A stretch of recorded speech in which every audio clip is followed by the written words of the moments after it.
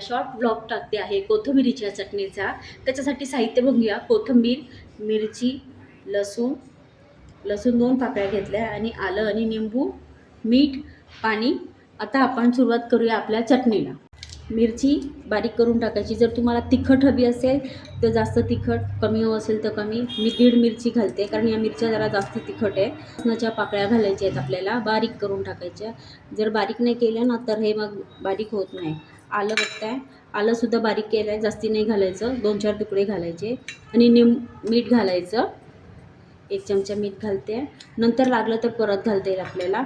आणि आपण नंतर निंबू हे आपल्याला नंतर घालायचं आहे. याच्यामध्ये घालायचं आहे थोडं पाणी. जास्ती पाणी घातलं तर बारीक करताना ते काय होतं, एकदम बाहेर येतं आणि मग पूर्ण बाहेर सांडतं सगळं. थोडंसं पाणी आपल्याला घालायचं. आता आपण याला एकदम बारीक करून घ्यायचं आहे. मी बारीक करून घेतलं याला. हे बघा, आपल्याला हे असंच बारीक पाहिजे. थोडंफार हे दिसलं असं लसूण वगैरे, आलं वगैरे झालं तरी चालतं.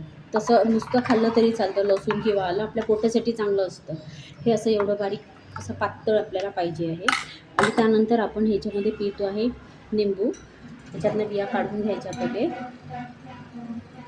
जास्ती आंबट नाही करायचं, टेस्ट घेऊन बघायची. चटणी म्हटल्यानंतर थोडंसं आंबट असायला पाहिजे म्हणून आपण हे निंबू याच्यात पिळून घ्यायचं.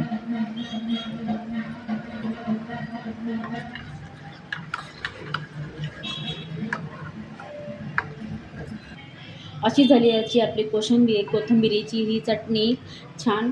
तुम्हाला आवडली असल्यास लाईक, शेअर, कमेंट करा आणि सबस्क्राईब करा. बाय.